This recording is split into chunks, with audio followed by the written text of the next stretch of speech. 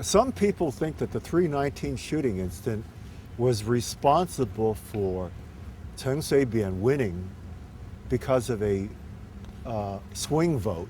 Sympathy votes made the difference. I happen to disagree with that viewpoint. I don't think that Chen Shui-bian won on March 20th because by a 20,000 vote margin. I think that on March 20th, Chen Shui-bian lost by possibly as much as 1 million votes. What the March 19th shooting incident was a smokescreen. It was a pretext to cover up election fraud. Chen Shui-bian won, quote unquote, because of election fraud. The 319 shooting incident was merely something to make the election fraud look plausible. It was to cover up the election fraud. It was so that after he falsified the figures, he could attribute the victory to the sympathy votes instead of stolen ballots or ballot stuffing. This is a very critical point.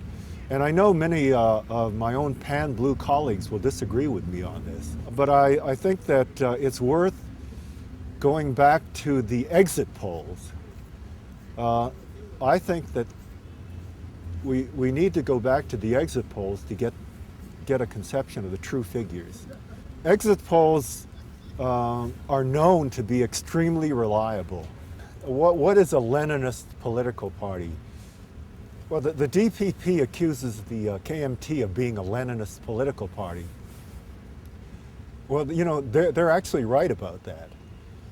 The KMT is a Leninist, has a Leninist political structure. The only catch to this is that the DPP is also a Leninist political party. A lot of people have forgotten that Chen Shui-bian is a former KMT official. Chen Shui-bian joined the KMT not once, but twice. Chen Shui-bian was a recipient of KMT scholarships, party scholarships. When the ironic thing is that when the DPP points the finger at the KMT, it's pointing the finger at itself. The 228 memorial plaque right here inadvertently gives away the game. If you look right here, you'll see that on March 8th, the 24th Division in Keelung Harbor, okay. Oh wait, no wait. So,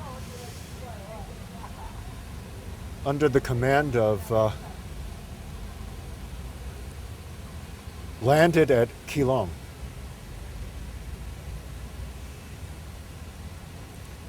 Okay. And on March 10th, the entire island was under martial law. And so when the Taiwan independence leadership talks about 228, they're doing something very ironic, because they should really be talking about 308, not 228. Because you have to ask yourself, what was happening between 228 and 308 before the troops arrived and started shooting at, quote, native Taiwanese?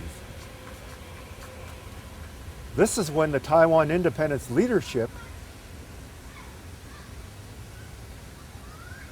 was leading the Taiwan independence followers well, let's see. This is when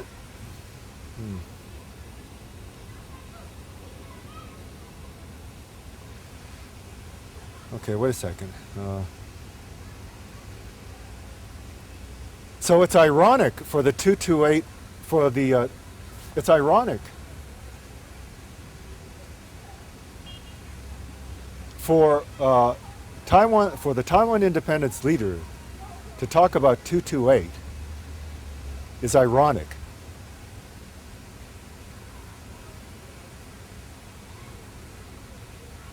Because they really should be talking about 308.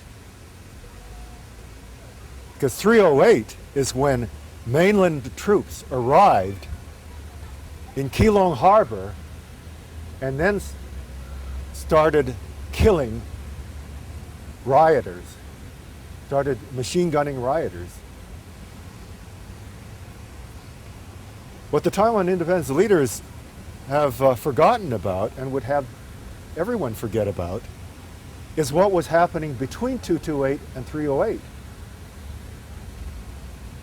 Because this was when the Taiwan independence leadership was slaughtering mainlanders. For an entire week, they were running amok, killing mainlanders. Every time an election comes up, this is to the 228 incident is trotted out, and it's framed in a certain way. It's always framed as mainlanders killing native Taiwanese. What the Taiwan independence leadership wants to do is to artificially create two different ethnicities.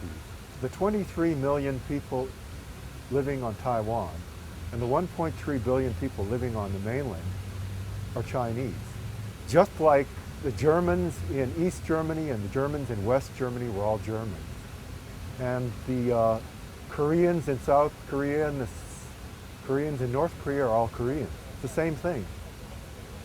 What the Taiwan independence leadership wants to do is to create an artificial race known as Taiwanese. They want to create this new artificially define a new race that does not exist. Taiwanese are Chinese who live on Taiwan. They're not a separate race. Just as Australians who live on Tasmania are Australians. You know, Tasmania is part of Australia. Taiwan is part of China. It's the same thing. What this does for the DPP in elections, come election time, is that it exploits this artificially created racism, this artificial ethnicity, in order to get the 74% of Fulao, Hoklos, to vote for the DPP. Because Taiwan's population, although they are all Chinese, is nearly 3/4 Hoklo, or Mingnan, or Fujian.